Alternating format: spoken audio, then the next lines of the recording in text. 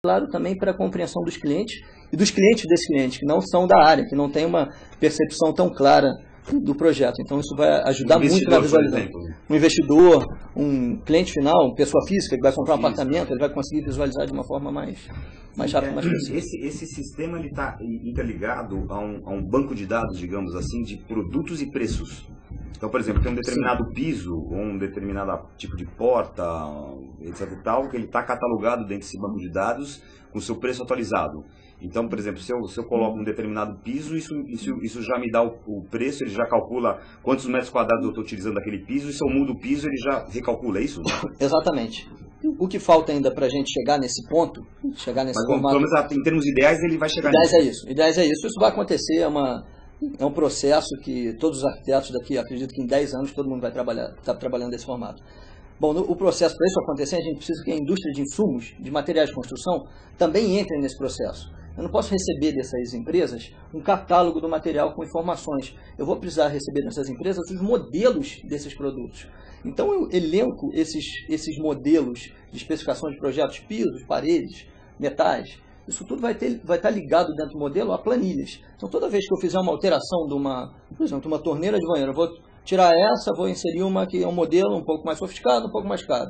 Então, quando eu faço essa alteração, posso alterar em todo o projeto, e isso automaticamente vai alterar o meu quantitativo de materiais, a planilha de orçamentos, isso tudo vem uma alteração em cadeia. Eu não tenho mais o coordenador do projeto, quando ele faz uma alteração dessa, ele tem que ligar para o arquiteto, ligar para o engenheiro, ligar para todo mundo, provocar essa alteração, mandar e-mails, os projetistas trabalham a modificação dos projetos, inserem os projetos novamente nos sites de gerenciamento de projetos, e eventualmente você vai perder alguma informação nesse caminho. Esse processo de trabalho, o grande ganho dele, a grande vantagem, é a qualidade da informação, a conservação da informação. Não tem a perda da informação por erros de processo de análise, de desenhos que são desconectados. Vai estar tudo interligado, então minimiza muito o erro. Ele é um processo colaborativo, no sentido de que você é notificado quando alguém faz uma modificação? Ele tem essa questão colaborativa? Sim, isso vai acontecer da seguinte forma. Primeiro, para isso acontecer, assim, os escritórios não trabalham com os mesmos softwares. Existem hoje no mercado alguns softwares que são mais voltados para uma modelagem mais livre, mais solta dos edifícios.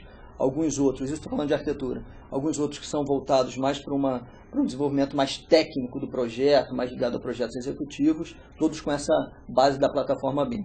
E tem os projetos complementares, estrutura, ar-condicionado, instalações. Hoje, esses programas, para eles interagirem, eles operarem em conjunto, a gente precisa criar uma realidade de interoperabilidade. Uma integração, processo de integração. Processo de integração. E como isso está funcionando hoje? Qual é o processo?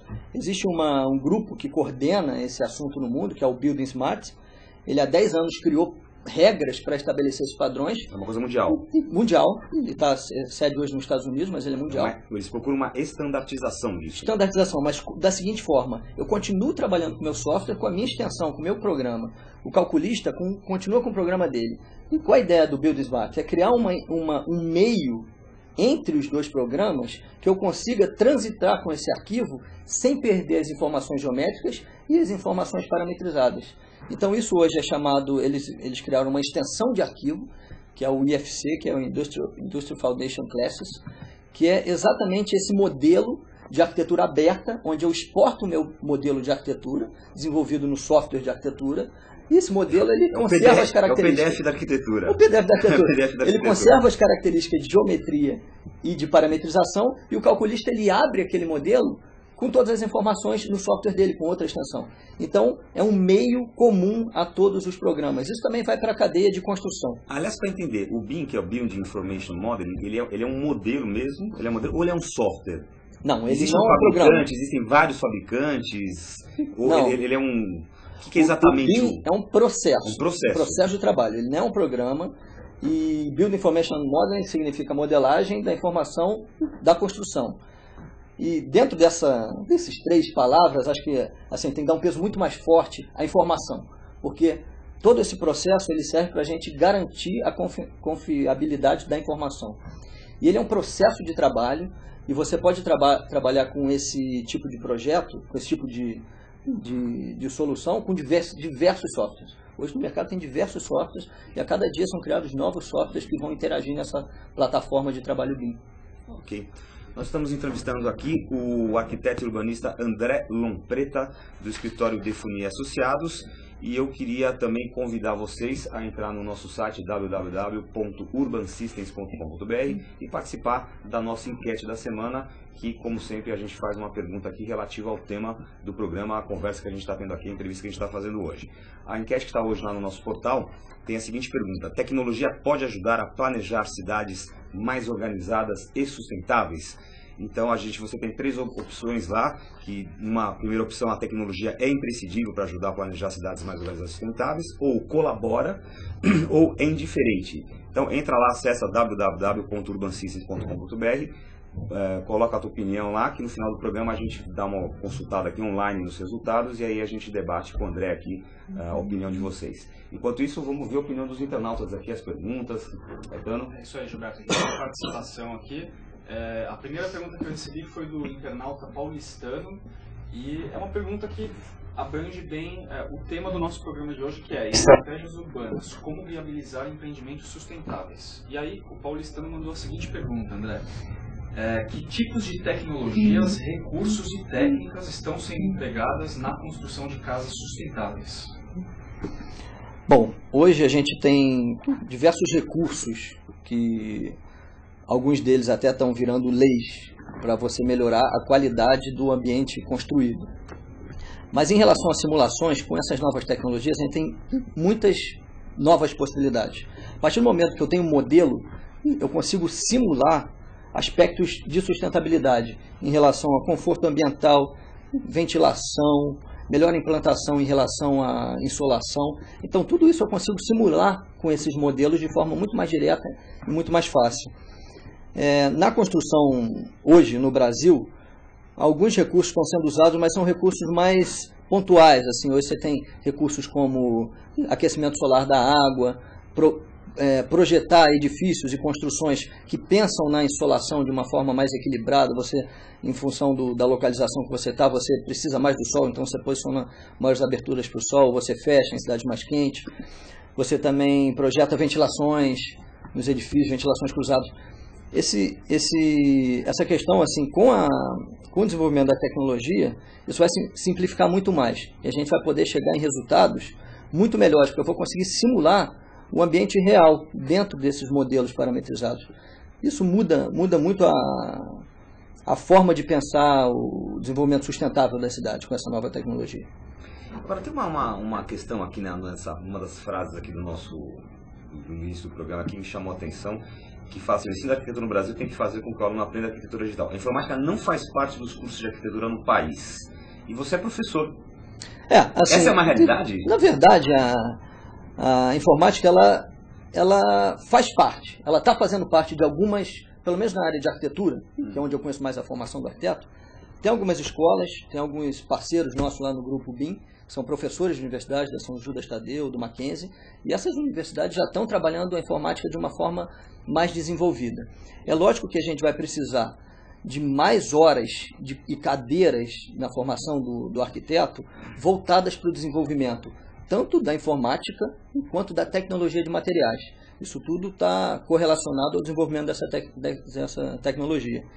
Então, assim, existe já um desenvolvimento da informática, tem algumas faculdades trabalhando esse tema, mas isso precisa aumentar muito, desenvolver muito mais. Você diria que a universidade está atrasada em relação às necessidades do mercado, ela está defasada em relação ao mercado?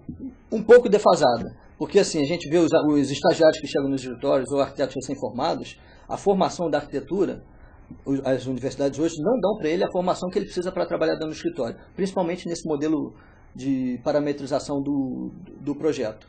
Isso aí ainda fica muito aquém. Hoje uma crença da universidade de que o aluno primeiro precisa aprender ali fazendo à mão mesmo para poder... Essa crença da universidade, Por exemplo, na propaganda existe uma questão assim, dos profissionais mais antigos, que você, esse negócio de computador, a pessoa primeiro precisa aprender a fazer na mão para depois ir para a máquina, porque a máquina é só um instrumento, né? Sim. Existe na arquitetura também essa... Também existem os dois lados, assim, tem defensores do tema que o arquiteto tem que saber desenhar na mão, ele tem que aprender todo esse processo para ele entender numa velocidade mais do raciocínio dele, como se projetar. E tem outros que defendem que a tecnologia é o futuro e a gente já tem que trabalhar de forma digital.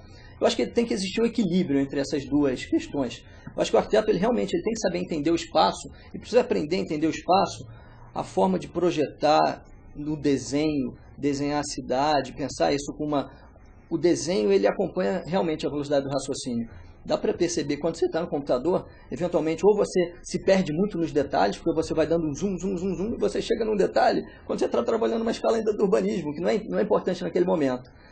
Ou você trabalha muito rápido, você perde a linha do seu raciocínio. Então, acho que o processo do arquiteto compreender a cidade através do seu desenho, a mão da sua velocidade de raciocínio através desse desenho, ela é importante, mas é muito importante também desenvolver e equilibrar o desenvolvimento tanto do desenho à mão quanto do desenho técnico de informática, né, dentro da faculdade. Você citou agora uma coisa interessante. Uma coisa é você projetar uma casa. Né? Sim. Outra coisa é você projetar, por exemplo, um bairro novo, Sim. uma área. Você tem essa visão mais urbanística. Sim. É mais complexo ainda. Você precisa ter uma visão mais ampla ainda. Você precisa ter essa... Com certeza. Com certeza. Quando você está projetando uma área de expansão urbana, uma área de 20 milhões de metros quadrados, você está olhando esse projeto numa escala 1 para 10 mil, 7.500, você está olhando no macro.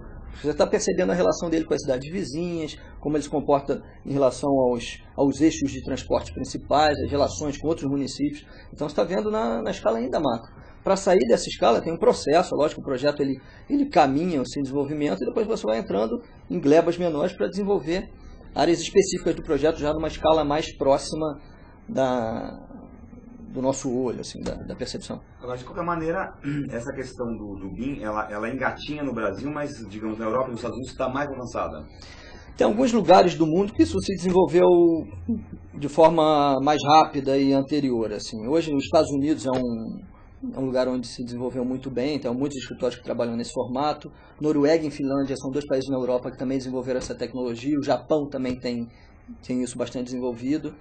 Falando de Estados Unidos, tem um caso interessante, é o escritório do Frank Gehry, que ele sempre desenvolveu projetos muito complexos, com formas variadas, e ele criou dentro da empresa dele um setor de desenvolvimento tecnológico dos projetos. Isso ele acho que criou esse departamento em 1992. Em 2002, esse setor ele virou uma empresa à parte, que se chama Gehry Technologies, que fornece projetos em BIM, tanto para o escritório de arquitetura Frank Gehry, quanto para outros escritórios no mundo inteiro. Eles vendem o projeto em BIM, tanto para arquitetos, para incorporadores, quanto para planejamento das empresas de incorporação e construção. Então, eles são uma empresa hoje muito desenvolvida nessa área e que fornece para o mundo inteiro, não somente para o... Pelo que você falou também, existe um benefício muito grande também para o cliente final, para o incorporador, porque ele tem um controle também maior sobre o projeto. Os grandes benefícios desse sistema é que você ganha o quê? Maior rapidez na execução do projeto, maior economia, né? Sim. Minimiza os desperdícios de obra também, porque vai ter um controle muito maior dos insumos que vão entrar na obra. E na parte de orçamentação da obra, no desenvolvimento do projeto, você permite adequar, digamos, o projeto ao budget que se pretende investir. Exatamente. Isso é uma das simulações que podem ser feitas sobre o objeto, sobre o modelo. E se eu tenho um orçamento de projeto que eu tenho que me adequar àquilo, eu estou trabalhando no projeto, as especificações já vão entrando nesse modelo, e esse modelo já vai me gerando as planilhas de orçamento. Se eu estou muito fora de um orçamento, eu posso começar a trabalhar mudanças, alterações nesses materiais que estão especificados para chegar no meu orçamento desejado. Entendi. Muito bem. E vamos falar um pouquinho agora, você André, como arquiteto,